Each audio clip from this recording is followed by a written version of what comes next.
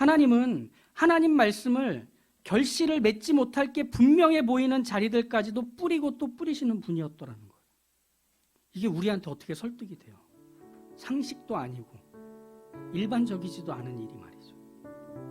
예수님의 비유를 통해 마침내 드러나게 된 하나님 나라의 비밀은 아낌없이 말씀을 뿌리시는 하나님을 통해 세워지는 나라였더라는 거예요.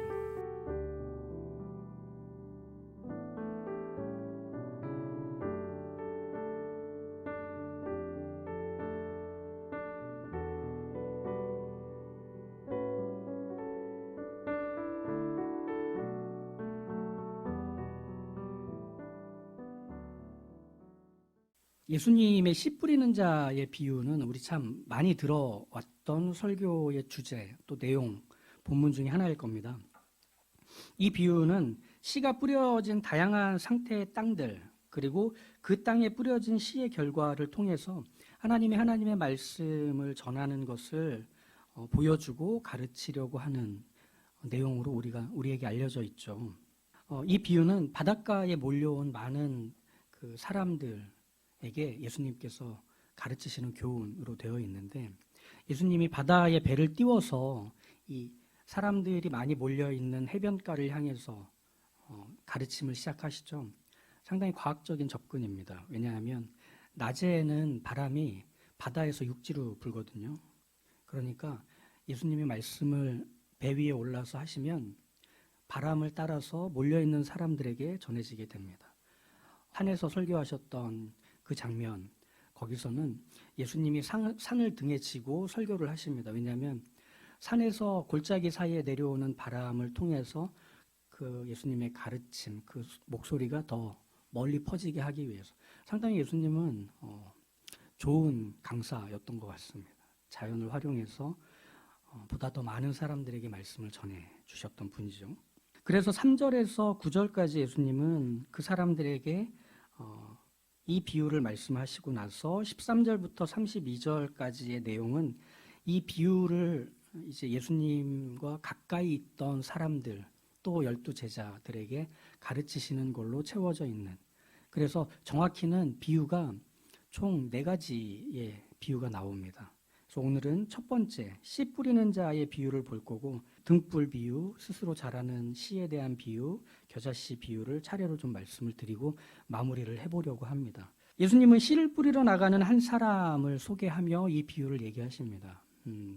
이 사람은 씨를 뿌리러 나가서 뿌리는데, 뿌려진 씨가 덜어는 길가에 뿌려지고, 또 덜어는 얕은 돌밭에 뿌려지고, 덜어는 가시떨기에 뿌려지고, 또 덜어는 좋은 땅에 뿌려졌다, 이렇게 예수님 얘기하시죠.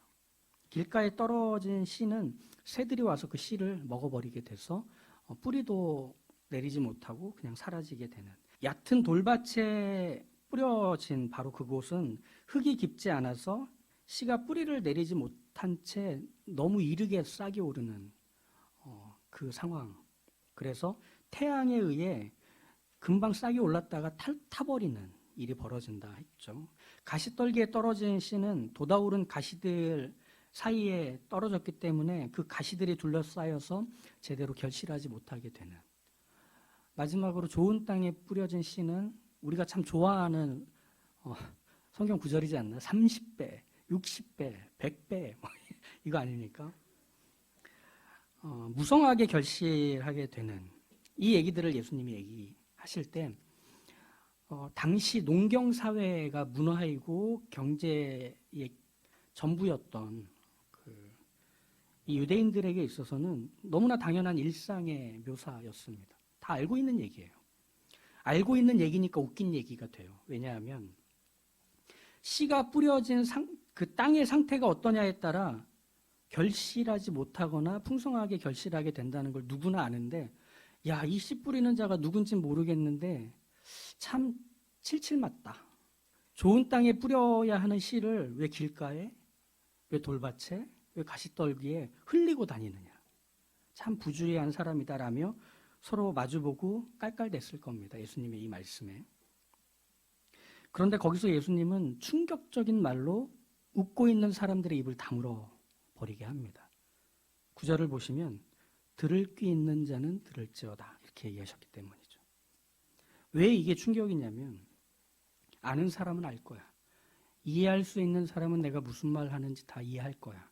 그런데 그걸 못 알아듣는 사람은 그저 표면적인 것만 듣고 웃고 끝나겠지. 이게 예수님의 말씀이었다는 거죠. 즉 예수님의 이 말씀은 비유가 폐쇄적이고 제한적인 가르침인데 그 폐쇄적이고 제한적인 가르침, 즉 아무에게나 허락되지 않은 이 비유의 내용들을 너희가 과연 알고 들었기에 깔깔거리고 있는가라고 하는 것에 대한 사람들의 당혹스러움이 지금 해변가의 분위기가 돼버린 겁니다. 싸해진 거죠. 왜 나는 모르겠지? 왜 나는 그전처럼 예수님의 가르침에 아무런 감흥이 없지? 사람들이 당황하는 그 모습. 그럼 12제자는 알았을까요? 몰랐죠. 모르니까 오늘 말씀에서 보시면 예수께서 홀로 계실 때에 함께한 사람들이 12제자와 더불어 그 비유에 대하여 물으니, 즉 사람들이 있을 때는 알아듣는 척 했는지 모르겠어요. 그런데 그게 뭔지 자기들도 몰라서 예수님하고만 있을 때 뭔지 물어보게 되는 거죠. 알려달라고. 자기들도 못 알아들었다는 얘기죠. 신학교 다닐 때 저명한 미국의 신학자 한 분이 초청을 받아서 강의를 한 적이 있습니다.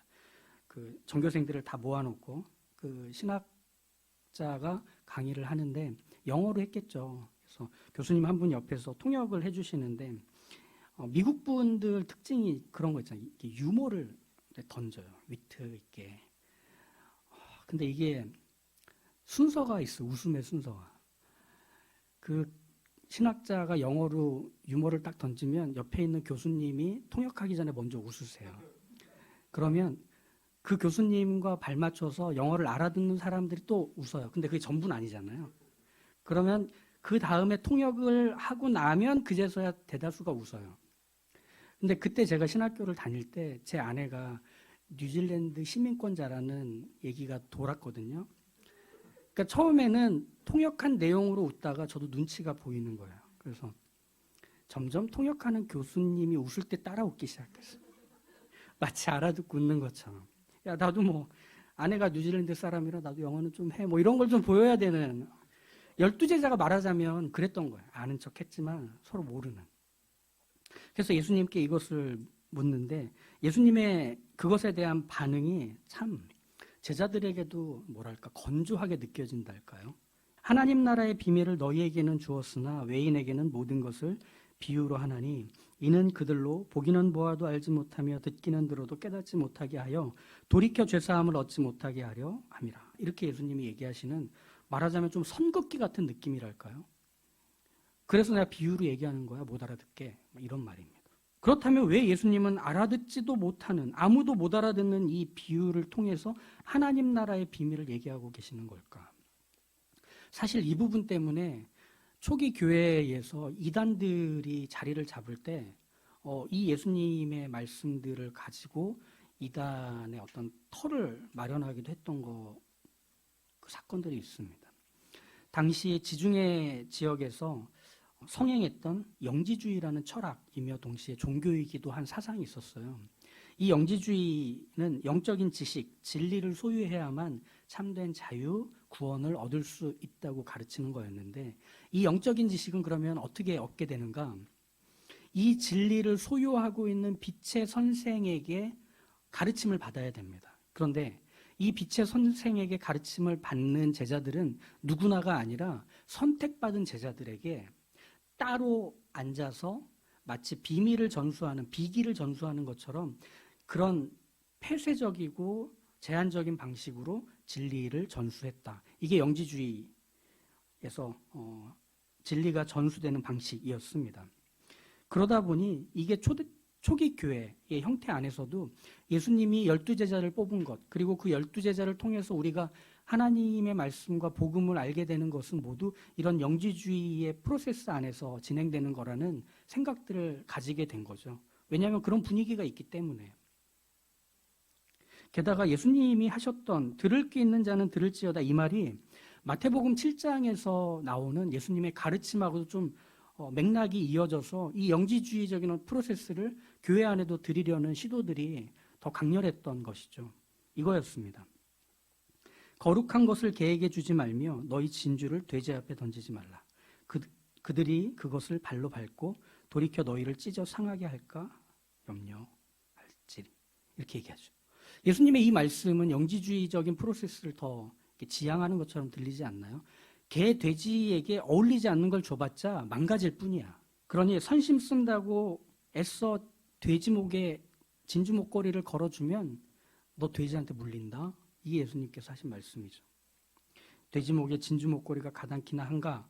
구원받는 자들, 하나님 나라에 속하게 되는 자들, 그리고 하나님이 사랑하는 자들은 제한된 사람들이야. 하나님께 선택받은 바로 그 소수의 사람들이야 라고 하는 그런 말을 예수님이 하시는 것처럼 들리잖아요. 그게 참 이상한 거예요, 우리한테. 왜?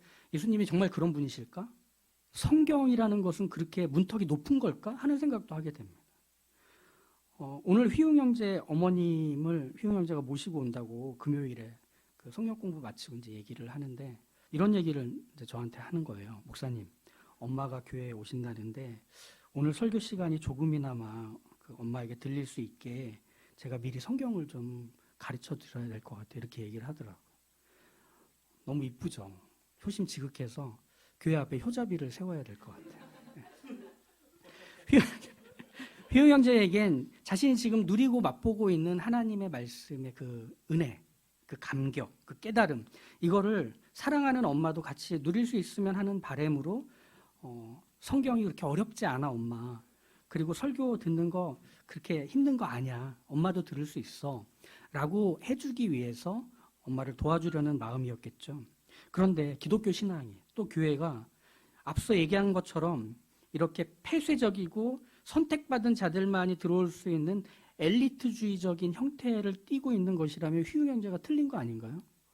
어머니 모시고 와도 못 알아듣게 되는 거예요, 여기는. 들어오시기 전에 시험 봐야 돼요. 근데 정말 그런가요? 우리가 그렇게 됐나요? 아니에요.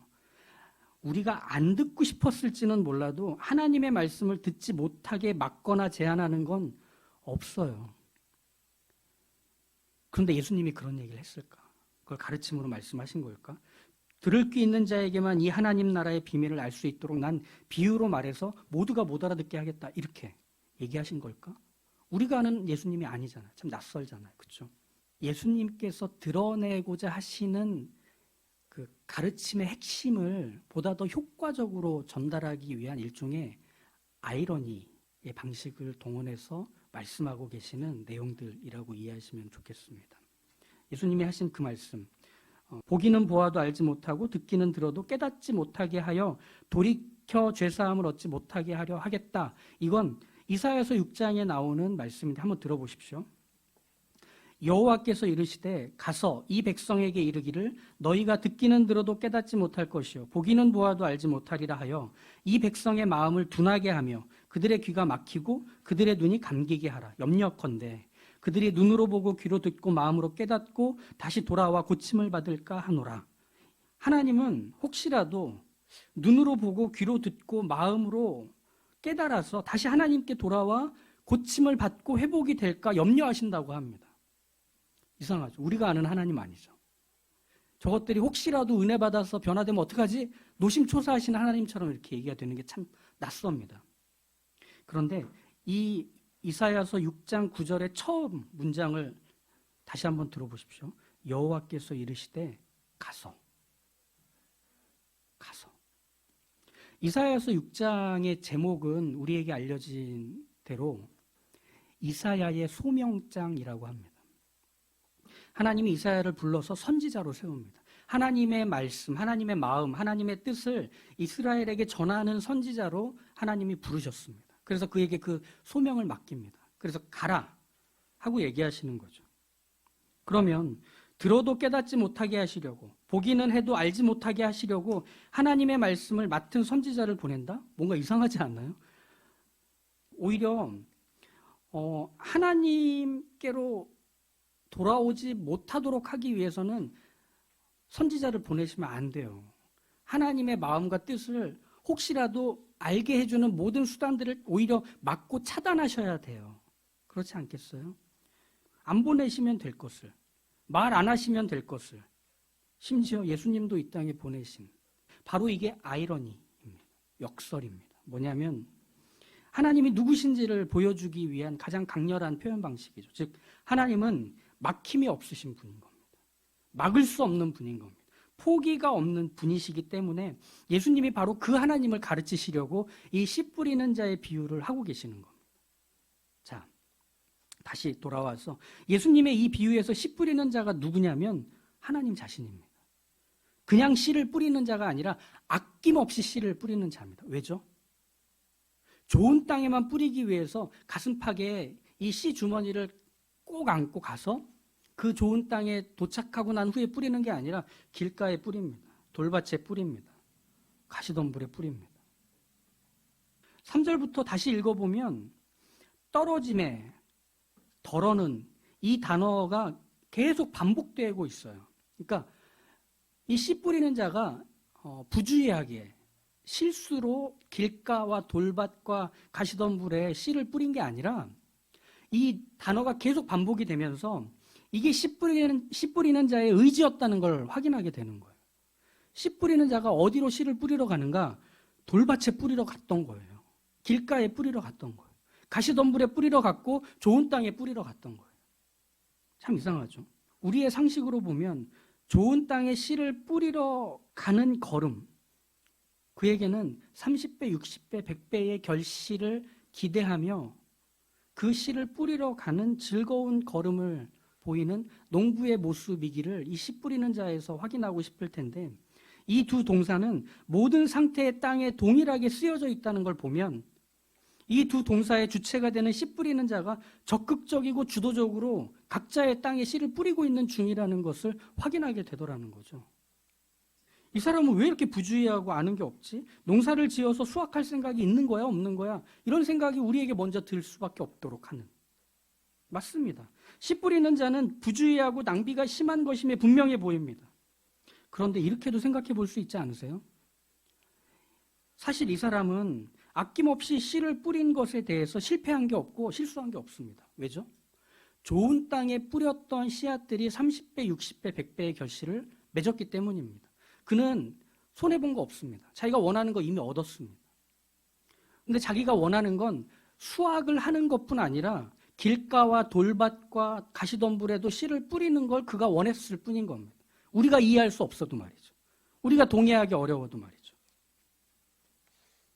하나님 나라의 비밀이 바로 그것입니다.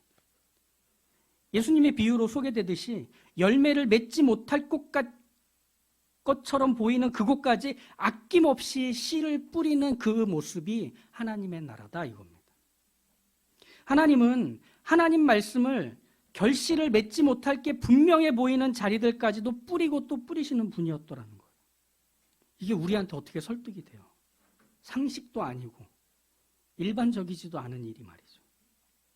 예수님의 비유를 통해 마침내 드러나게 된 하나님 나라의 비밀은 아낌없이 말씀을 뿌리시는 하나님을 통해 세워지는 나라였더라는 거예요. 예수님의 비유를 우리가 씨 뿌리는 자에게 초점을 맞추지 않고 자꾸 그 뿌려진 밭에, 그 땅의 상태에 초점을 맞춰서 스스로 해석하고 이해를 하다 보니 나는 지금 하나님의 말씀이 뿌려질 때 어떤 상태의 땅일까? 자꾸 여기에만 우리가 적용을 하고 해석을 해왔던 게 사실인 것 같습니다. 마음이 길가가 되었기 때문에 말씀이 뿌려지자마자 곧바로 빼앗기게 되는, 말씀의 굶주림을 경험할 수밖에 없게 되는, 말씀의 은혜, 감동, 깨달음, 변화란 건 없고 그래 뭐 그냥 교회만 왔다 갔다 하는 거지, 죽어서 천국 가는 티켓을 미리 확보하는 거지 정도밖에 생각할 수 없는 그 마음의 상태가 당신 아닌가? 마음이 돌밭이 되었기에 말씀의 감동과 깨달음, 위로와 힘을 얻는 것 같은데 삶에서 고난과 시련, 괴롭힘이 찾아오자 그 말씀의 은혜는 곧 사라지고 실망과 좌절, 불안과 슬픔이 가득 차는 걸 경험하고 있는 당신의 지금의 상태가 아닌가? 마음이 가시떨기같이 되었기에 말씀을 듣고 삶에서 변화와 회복과 성장을 이루고 싶은데 이미 마음속에 자리 잡고 주도하고 있는 세상의 염려, 재물의 유혹, 다양한 욕망들에 의해 금방 이 말씀이 펴지 못하고 시들어버리는 상태가 당신의 상태가 아닌가? 우린 이렇게 들어왔다는 거예요. 넌 어때? 막 이런 거죠. 그렇게 설교를 듣고 그렇게 성경 공부를 통해서 알게 되면 우리 어떻게 다음으로 연결될 수밖에 없느냐면 부끄러워지는 거죠. 이 확인이. 안타깝고 후회가 되는 거죠. 아, 왜 나는 그렇게 준비하지 못했는가? 왜 나는 내 영혼의 상태를 살피지 못했는가? 근데 그게 전부잖아요. 그 다음에 뭐가 이어지겠어요? 길가가 스스로 좋은 땅이 될 수 없잖아요. 돌밭도 가시덤불도 스스로 좋은 땅이 되지 못해요. 그랬으면 예전에 걔네들은 좋은 땅이 돼버렸을 거예요. 자기들이 할 수만 있다면. 아니요, 못해요. 예수님의 이 비유를 통해서 소개된 하나님의 나라의 비밀이란 아낌없이 씨를 뿌리는 자와 같이 하나님도 하나님의 말씀을 적극적으로 길가, 돌밭, 가시덤불 같은 사람들에게 뿌리시는 하나님이시더라는 걸 예수님이 말씀하시는 겁니다. 거기에 하나님의 의지는 멈춤이 없다는 거죠. 거기에 하나님의 의지는 누구에게도 막히지 않는다는 거죠. 그들의 상태에 의해서 제한되지 않는다는 겁니다. 그게 바로 실현되는 곳이 하나님의 나라인 거였죠. 이 방식으로 하나님의 나라가 이루어지고 있는 걸 유대인들이 보고 있는 중입니다. 그 유대인들이 어떤 사람들이죠? 길가, 돌밭, 가시덤불 같은 상태의 사람들 아니었습니까? 근데 거기에 하나님이 말씀이신 예수님을 던지신 거잖아요. 하나님은 자신의 하나뿐인 아들을 던진 곳이 어딘지 잘 알고 계십니다. 하나님의 말씀이 뿌리를 내리지 못하는 곳, 사탄이 금방 와서 집어먹어 버리는 곳, 세상의 염려와 다양한 욕심과 그리고 돈에 대한 갈망들을 자신의 인생의 주인으로 삼아서 거기에 하나님의 말씀이 자라지 못하는 바로 그곳이 하나님이 거기에 당신의 아들을 던지지 않으시면 안 되는 자리였던 겁니다. 아무것도 결실내지 못할 거라는 거 하나님이 가장 잘 아십니다. 그럼에도 불구하고 하나님이 뿌리지 않으시면 어떻게 하나님의 말씀을 듣겠어요? 하나님이 거기에 관심을 두지 않으시면 거기가 하나님의 나라가 세워지는 현장과 전혀 상관이 없는 곳이 될 것임을 하나님이 아셔서 일하시는 것입니다. 하나님은 그렇게 모두가 포기하고 뒤돌아섰고 단념한 바로 그 자리에 하나님의 아들을 보내심으로 죄인을 용서하셔서 자녀로 바꾸시는, 죽음을 죽이셔서 생명을 드러내시는 그 일을 하시기 위해 지금 하나님은 아낌없이 사람들이 보기에는 이게 뭐야? 왜 이렇게 낭비가 심해? 부주의해? 왜 이렇게 칠칠치 못해? 라는 이야기를 들을 수밖에 없음에도 주저함 없이 당신의 일을 하고 계시는 중이더라 하는 거죠. 로마서 8장 32절에 이 내용들과 관련한 너무나 아름다운 정리가 있습니다. 들어보십시오. 자기 아들을 아끼지 아니하시고 우리 모든 사람을 위하여 내주시니가 어찌 그 아들과 함께 모든 것을 우리에게 주시지 않겠는가? 아멘이죠. 그분이 다 주신 겁니다. 하나님 나라의 비밀은 그렇게 단념하지 않으시고 포기하지 않으시고 돌아서지 않으시는 하나님으로 완성되는 생명의 나라, 구원의 나라, 사랑의 나라였던 겁니다. 세상이, 내가 사랑하는 사람들이, 내 주변이, 내 직장, 일터, 그리고 여러 형태의 모습으로 관계를 이어가고 있는 바로 그 복판에서 누구도 나를 끝까지 기다려주고 참아주고 견뎌주고 그냥 그 모습으로도 끌어안아 주는 것은 없는, 심지어 나 자신도 나를 사랑하지 않잖아요. 나를 기다려주지 않잖아요. 거기 하나님이 계십니다. 길가에 씨를 뿌리시는, 돌밭에 씨를 뿌리시는, 가시덤불에 씨를 뿌리시는 바로 그 하나님으로 말이죠. 예수님께서 이 하나님을 소개하시려고 지금 이 비유를 담아 우리에게 얘기하십니다. 너를 살리신다. 너를 구원하신다. 너를 자녀 삼으신다. 그 성실하신 하나님.